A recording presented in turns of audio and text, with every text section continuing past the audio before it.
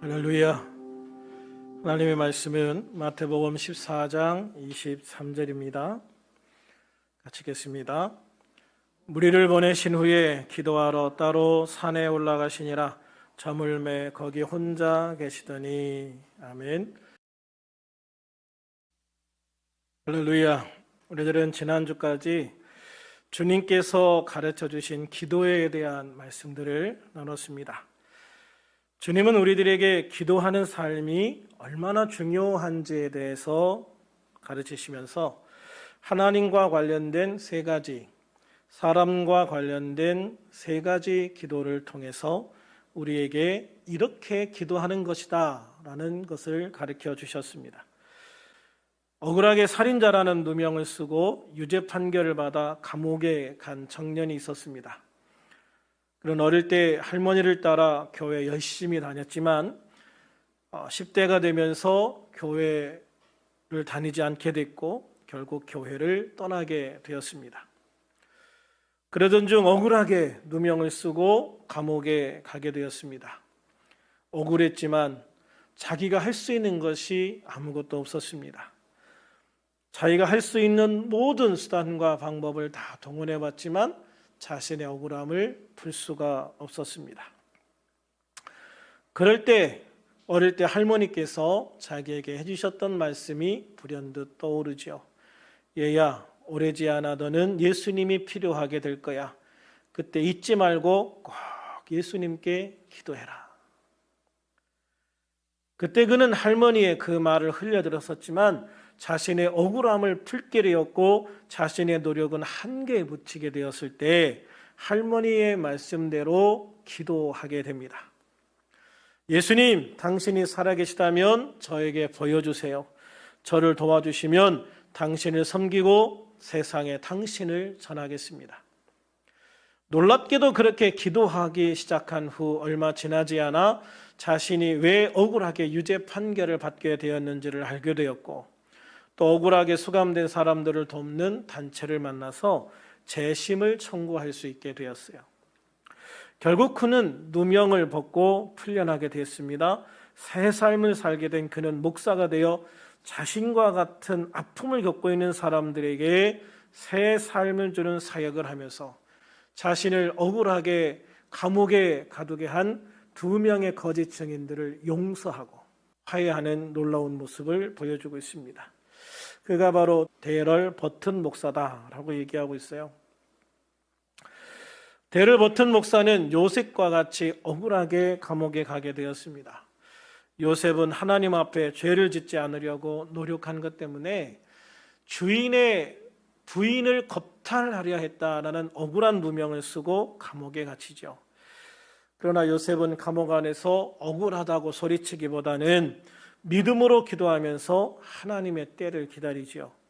결국 하나님께서는 그의 억울함을 풀어주셨을 뿐만 아니라 애굽의 총리가 되게 하셨습니다. 그렇습니다. 기도는 때로 한 사람의 삶을 변화시킬 뿐만 아니라 한 국가의 명운이나 세상의 방향도 바꾸어 놓는 힘이 있습니다. 그래서 예수님은 제자들에게 기도하라라고 강조하시고 있습니다. 예수님이 없을 때 귀신을 쫓아내지 못해 망신을 당한 제자들에게 예수님이 하신 말씀은 아주 간단 명료합니다. 기도 외에 다른 것으로는 이런 종류가 나갈 수 없느니라. 그렇습니다. 그래서 예수님의 제자들뿐 아니라 지금 우리들에게도 기도가 필요한 것이죠. 예수님은 제자들에게 기도해야 될 것을 강조하셨을 뿐만 아니라 당신 스스로 기도는 이렇게 하는 것이다라는 모본을 우리에게 보여주셨고 가르쳐 주셨습니다. 예수님은 아무리 바쁘고 피곤하셔도 기도하기를 쉬지 않으셨습니다. 오늘 본문이 있는 이 배경을 보면 예수님이 얼마나 많은 충격과 피곤함 속에 또는 육체적인 곤고함 속에 있었는가 하는 것들을 보게 됩니다.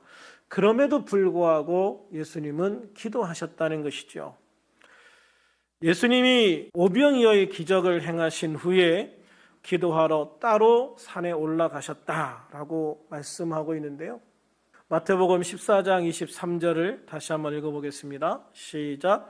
무리를 보내신 후에 기도하러 따로 산에 올라가시니라. 저물매 거기 혼자 계시더니. 예수님께서는 어느 날 침례 요한의 제자들로부터 침례 요한이 헤롯 안디바에게 목베임을 당해서 순교를 당하셨다라고 하는 이야기를 듣게 됩니다. 이 이야기를 들으신 예수님은 제자들과 배를 타고 빈들로 이동하셔요. 예수님께 있어 침례 요한은 상당히 중요한 인물입니다. 그는 예수님보다 6개월 먼저 잉태됐고 6개월 먼저 태어나서 6개월 먼저 사역을 시작을 했어요. 그리고 예수님에게 침례를 주었고 예수님이 메시아이심을 거기에 있는 많은 사람들에게 증거했죠. 그리고 요한은 자신의 제자들 중에서 정말 아끼는 제자들을 예수님께 보내요. 예수님께서는 침례를 받으시고 광야에 40일 동안 금식기도 하신 후에 마귀에게 시험을 받으시고 승리하신 다음에 제일 먼저 찾아간 데가 어디냐면 요한이 사역하고 있는 바로 그곳이었어요. 그러니까 예수님에게 있어서 요한이라는 존재는 굉장히 중요한 존재고 굉장히 큰 비중을 차지하고 있는 것이 요한이었다라는 것을 보게 되는 거예요. 그런데 그런 요한이 순교당한 거예요. 요한이 딱 목베임을 당해서 이제 순교당했다, 죽었다라는 말을 들으신 예수님은 굉장히 마음에 충격을 크게 받으셨을 거라고 생각을 해요. 그래서 예수님은 그 충격을 추스리고 좀 이렇게 마음을 정리하기 위해서 빈 들로 떠나셨다라고 생각을 하거든요. 그러나 무리들은 그런 예수님을 그냥 내버려 두지 않아요. 그들은 예수님이 어디로 갔는지를 수소문해서 결국 걸어서 예수님이 계신 빈들 광야로 찾아와요. 대중들은요, 때로는 상당히 이기적인 모습을 보일 때가 있어요. 예수님의 상황이 어떤지는 그들의 고려 대상이 아니에요. 자신들의 문제를 해결하는 것이 우선하는 거죠. 예수님은 그렇게 찾아온 많은 무리들을 보고 불쌍히 여기셔요. 오죽하면 여기까지 나를 쫓아왔을까? 그렇게 불쌍히 여기는 마음이 들으셨던 거죠. 그래서 그들 가운데 있는 병자들을 고치기 시작을 하셨는데 그 병자를 고치는 사역이 아침부터 저녁까지 이어져요. 그래 이제 사람들을 보내야 되는데 날이 저물어서 보내야 되는데 밥을 굶어서 돌아가다가 지쳐 쓰러질까 걱정이 돼서 결국은 예수님께서 한 소년이 가져온 보리떡 5개와 물고기 2마리로 여자와 어린아이 외에 5,000명이나 되는 사람들에게 배부르게 먹이시는, 여자와 어린아이까지 포함하면 적어도 한 10,000명에서 15,000명 이상의 사람들에게 배불리 먹이는 그런 사역을 하신 후에 사람들을 다 이제 보내시죠. 사람들을 보내시면서 그들을 마중하시고 또 한편으로는 제자들을 배를 태워가지고 떠나보내세요. 그리고 이제 예수님이 혼자 남으셔서 예수님은 무엇을 하셨느냐? 바로 기도하러 혼자 산에 올라가셨다라고 말씀하는 거죠. 사실 이런 상황이 되면 굉장히 피곤하셨을 거예요. 예수님은 이미 침례 요한의 죽음으로 인한 심적인 충격이 굉장히 크셨을 거고 그거를 추스리기도 전에 사람들이 몰려와서 그들을 치유하는데요, 하루 종일 치료하셨어요. 이게 사람들을 기도해서 치유한다는 게요, 보통 힘든 게 아니에요. 정말 영적으로 완전히 진이 빠진다고 그럴까요? 정말 힘든 사역이거든요. 근데 그걸 하루 종일 하셨어요. 아직도 다 못하셨겠죠. 그런 그들을 위해서 또 기도하셔가지고 먹을 것을 주시고 그리고 그 무리들을 설득해서 이제 돌려보내시고, 아마 보통 사람 같으면 그런 상황이면 번아웃 된다고 그러죠. 그냥 탈진해가지고 쓰러져 버리셨을 거예요. 아무것도 못하고 쓰러져야 될 그런 상황에서 예수님은 기도하러 산에 올라가신다고요. 이게 예수님의 모습이에요. 예수님은 그렇게 아무리 힘들고 아무리 피곤하고 아무리 어려운 상황에서도 기도하는 것만큼은 양보하지 않으셨다. 오히려 더 힘들고 피곤하실수록 더 기도하기를 위해서 힘쓰셨던 그런 예수님의 모습을 보여주시는 거예요. 누가복음 5장 15절 16절에도 예수님이 따로 기도하러 가셨다라는 장면이 나와요. 예수님의 소문이 더욱 퍼짐에 수많은 무리가 말씀도 듣고 자기 병도 고침을 받고자 하여 모여오되 예수는 물러가서 한적한 곳에서 기도하시니라. 예수님께서 침례를 받으시고 사역을 시작하신 지 이제 2년대가 되었을 때 베드로를 비롯한 제자들을 풀타임으로 부르셔요. 그리고 나서 어떤 일이 있냐면 한 나병 환자가 와가지고 그 나병 환자를 치유하셔요. 나병 환자라고 하는 거는요, 불치병이었어요. 그 당시에는 그냥 나병 걸리면 살이 썩어서 떨어져 나가는 것을 바라보면서 그냥 죽어야 되는 병이거든요. 그런데 그 나병 환자가 예수님께 와서 치료받았어요.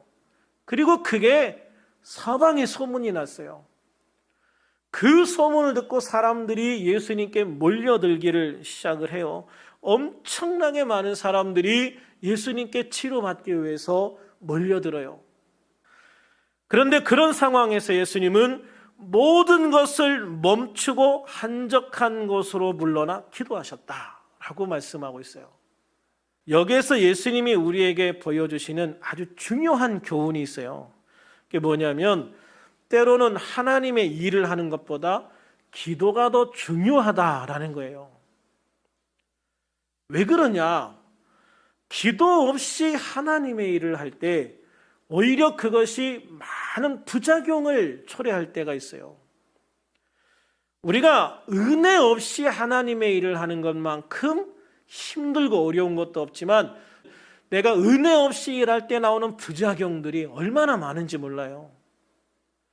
그래서 우리가 하나님의 일을 할 때는 은혜가 있어야 돼요. 할렐루야.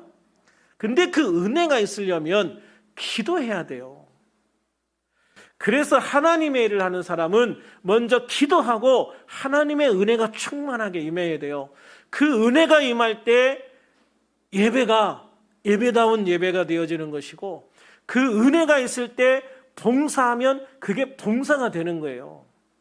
은혜가 떨어지면 봉사는 노동이 되는 거예요. 그래서 하나님의 일보다 때로는 잠시 멈추고 기도해야 할 때가 있다. 예수님은 당신이 이 사람들을 치유하시는 일도 굉장히 중요하다고 생각하셨지만, 그러나 지금은 내가 기도해야 될 때야 라고 생각하셨을 때 몰려오는 그 사람들을 멈추어 놓고 당신은 기도하러 가신 거예요.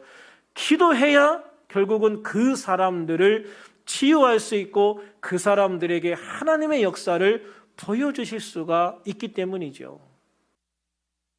우리의 신앙이 권태로워지고 힘들어지는 이유가 있어요.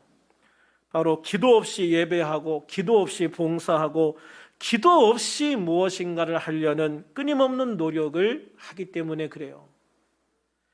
그러므로 우리는 때로 모든 것을 멈추고 기도하는 시간을 가질 필요가 있다. 할렐루야. 그래서 예수님께서도 사역을 시작하시기 전에 40일 금식 기도하시고, 예수님의 마지막 사역인 십자가를 앞에 두고도 겟세마네 동산에서 처절하게 기도하시는 거예요. 그리고 예수님은 그 모든 과정의 중간중간에서 기도의 시간을 내려놓지 않으시고 기도하기를 힘쓰셨다. 아멘. 종교개혁자 마틴 루터는 이런 말을 했어요. 나는 요즘 너무 바빠서 기도하는 시간이 길어졌다. 일반적인 사람들은 어떻게 말할까요? 난 요새 바빠서 기도할 시간이 없어. 이렇게 얘기했겠죠. 근데 마틴 루터는 바빠져서 기도하는 시간이 길어졌다는 거예요. 왜 그럴까요? 바쁜 사람이 기도해야 될 게 많아요.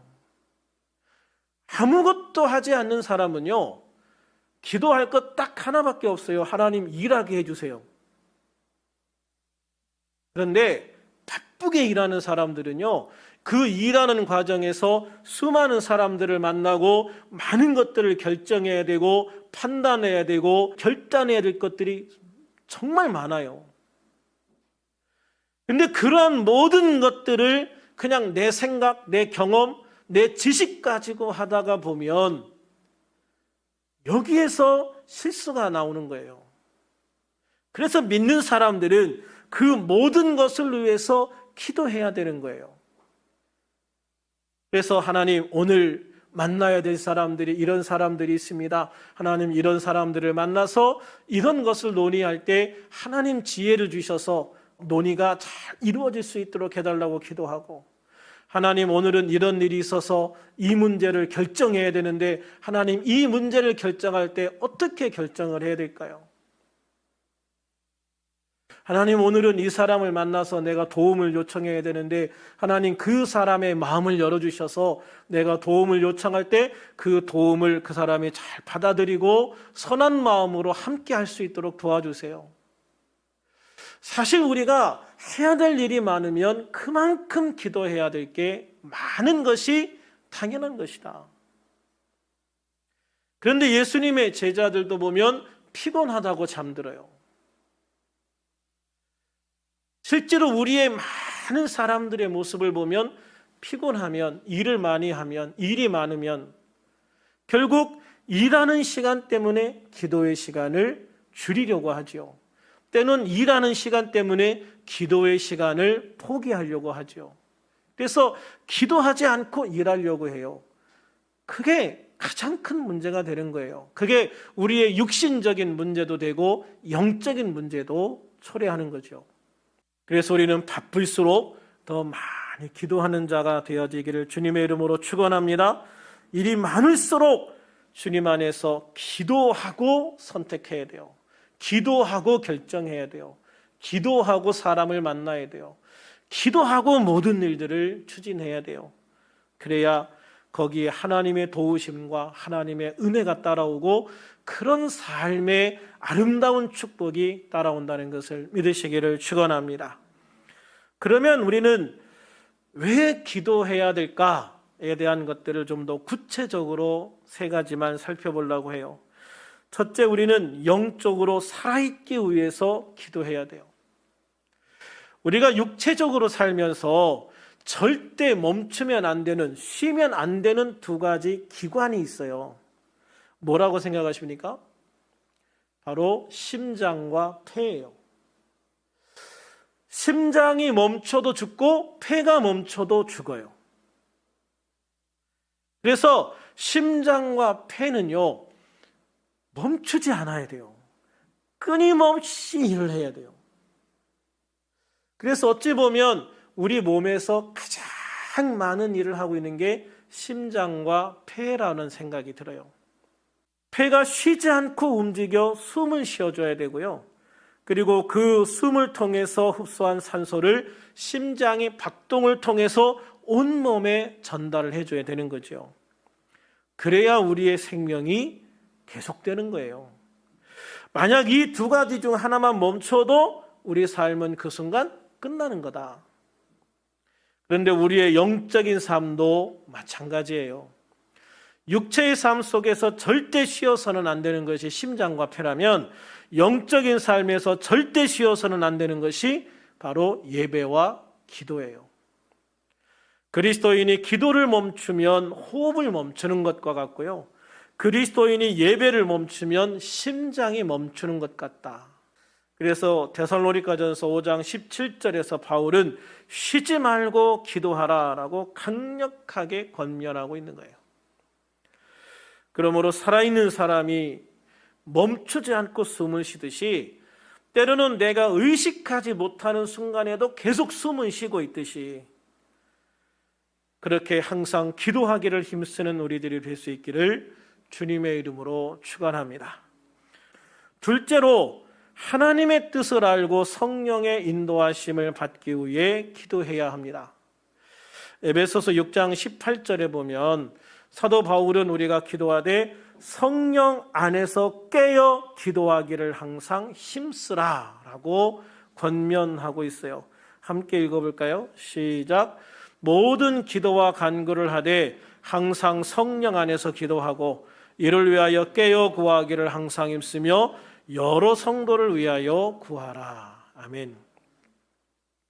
우리는 기도를 하되 성령 안에서 기도해야 된다라고 말씀하고 있어요. 기도는 나의 의지를 관철시키는 도구가 아니다. 여러분, 이게 굉장히 중요한 말이에요. 왜 이런 말을 할까요? 반대로 생각을 해보면 많은 성도들이 기도를 통해서 나의 뜻을 하나님 앞에 관철시키려고 한다 하는 거지요. 물론 나의 문제를 주님께 기도해야 돼요. 그 당연한 거죠. 그러나 내가 기도할 때 나의 의지를 하나님께 강요하는 게 아니라 하나님께서 이 문제에 대해서 어떤 답을 주시는지에 더 큰 관심을 기울여야 돼요. 주님께서 잡히시던 전날 밤 겟세마네 동산에서 기도하십니다. 누가복음 22장 42절에 보면 아버지여, 만일 아버지의 뜻이거든 이 잔을 내게서 옮기시옵소서. 그러나 내 원대로 마시옵고 아버지의 원대로 되기를 원하나이다 라고 기도하세요. 예수님은 십자가를 피하고 싶으셨죠. 당연한 거예요. 하나님이시지만 인간이신 예수님은 이 십자가를 피하고 싶은 것은 어쩔 수 없는 인간의 본성이에요. 그래서 나는 십자가를 피하고 싶습니다라고 기도하는 것은 당연한 기도였다라는 생각을 해요. 그러나 예수님은 자신의 그런 의지를 하나님 앞에 끝까지 밀어붙여서 내가 관철시키겠다 이런 자세로 기도하지를 않으시지요. 아버지의 원대로 되기를 원합니다. 또 이 십자가를 옮겨주시는 것도 단서를 달지요. 만일 아버지의 뜻이거든 이 잔을 내게서 옮겨주세요.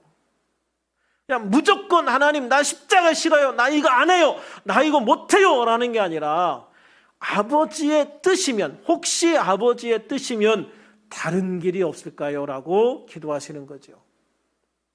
그런데 그것마저도 결론적으로 아버지의 뜻대로 되기를 원하나이다 라고 기도를 하시는 거예요. 그래서 우리의 기도 시간은 하나님의 음성을 듣는 시간이 돼야 되는 거예요. 나의 문제를 가지고 기도하지만 결국 결론은, 응답은 어디에서? 하나님의 음성에서, 하나님의 말씀에서 찾는 거예요. 그래서 결국 하나님이 이 문제에 대해서 어떤 말씀을 하시는지가 중요하지 내가 끝까지 이것을 관철시키려고 하는 노력이 중요한 게 아니다라는 것이죠. 그런데 하나님께서 우리에게 음성을 들려주셔서 때로는 마음의 감동을 받게 하셔서 그 일에 대한 응답을 우리가 확신하게 될 때 하나님은 반드시 내가 생각하는 것보다, 내가 밀어붙이는 것보다 더 좋은 길을, 더 좋은 방법을 알려주시고 열어주신다는 것을 믿으시기를 바랍니다. 그리고 우리는 이 기도 시간을 통해서 성령께서 나를 어떻게 이끌어 가시는가 하는 것을 볼 수 있는 아주 중요한 시간이 되는 거예요. 그러므로 우리들 모두 성령 안에서 기도함으로 우리의 기도 시간이 하나님의 음성을 듣는 시간이 되기를 축원합니다. 성령의 인도하심을 받는 정말 귀중한 시간이 될 수 있기를 우리 주님의 이름으로 축원합니다. 세 번째로 세상의 염려와 걱정에서 벗어나서 참된 평안을 누릴 수 있기 위해서 우리는 기도하는 사람이 돼야 돼요. 빌립보서 4장 6, 7절 같이 한번 읽어볼까요? 시작.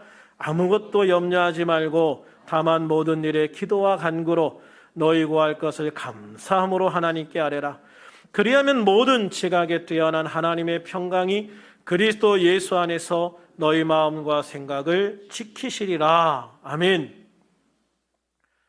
우리가 살아가는 세상은 살아가면 살아갈수록 참 만만치 않다라는 생각을 할 때가 많아요.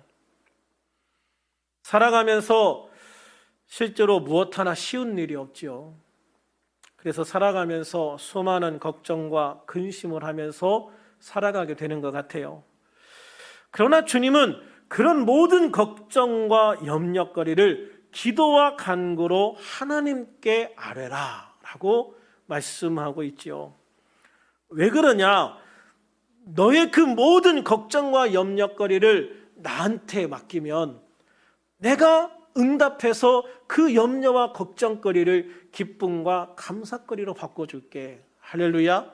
이게 주님이 우리에게 하고 싶어 하시는 말씀인 거죠. 마가복음 11장 24절에서 예수님은 그러므로 내가 너에게 말하노니 무엇이든지 기도하고 구하는 것은 받은 줄로 믿으라. 그리하면 너희에게 그대로 되리라 라고 말씀을 하세요. 기도하되 믿고 기도하라. 받은 줄로 믿고 기도해라. 그러면 그대로 된다. 물론 하나님의 음성을 통해서 우리에게 주시는 감동을 따라서 기도해야 되지만 기도할 때 주님께서 나의 기도를 받으셨다라는 느낌이 딱 들 때가 있어요. 주님께서 내 기도를 받으셨다라는 것이 나에게 딱 느껴질 때가 있다고요. 그러면 딱 맡기는 거죠. 아멘. 주님이 받으셨고 주님이 응답하셨으니 할렐루야. 주님께서 원하시는 대로 선하시게 나에게 이루어 줄 줄로 믿습니다 하고 일어서는 거죠.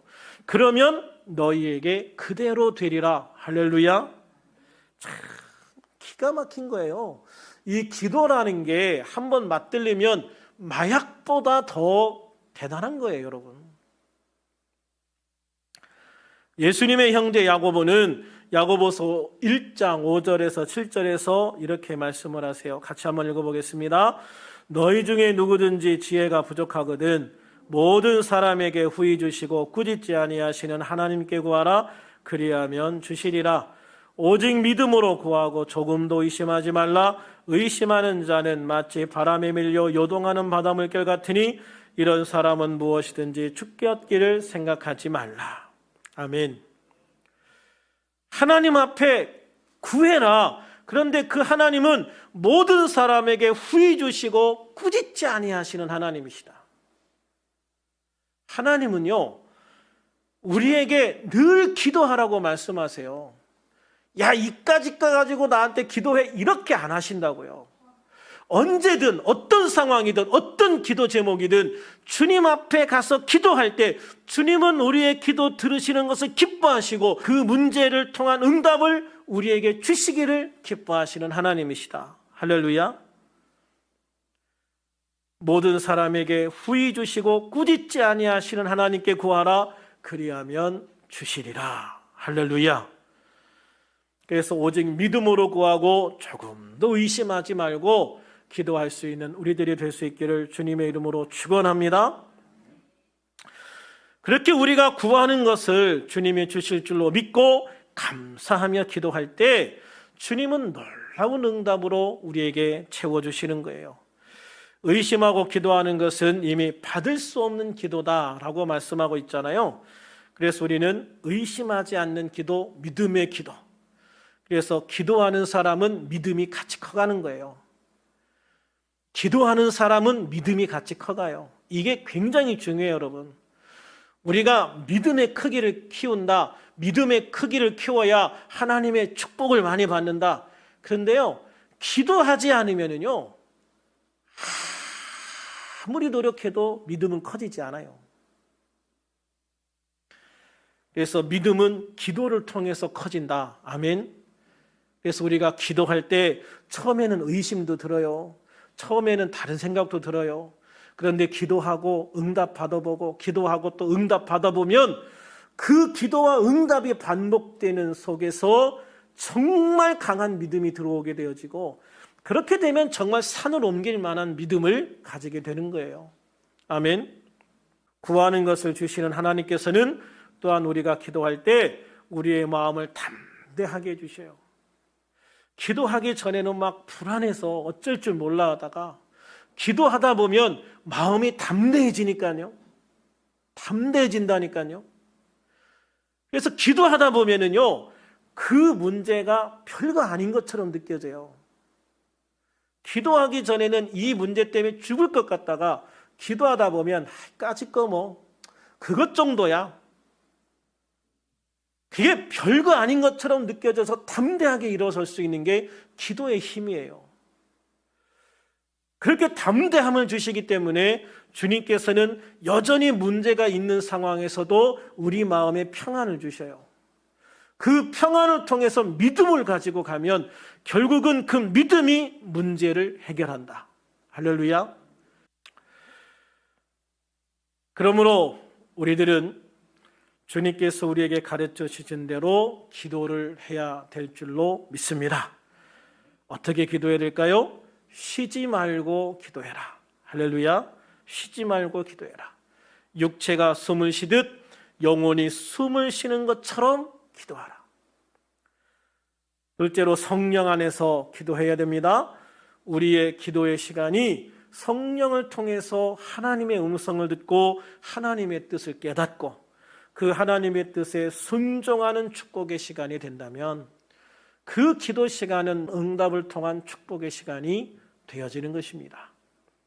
세 번째로 의심하지 말고 주실 것을 믿는 믿음으로 기도해야 합니다. 믿음으로 기도하는 사람에게는 반드시 주신다고 약속하신 하나님의 약속을 믿으시기를 바랍니다. 이것을 믿으면 마음의 근심이 사라져요. 걱정이 떠나가요. 마음의 평안이 물밀듯이 밀려오는 것을 믿으시기를 바랍니다.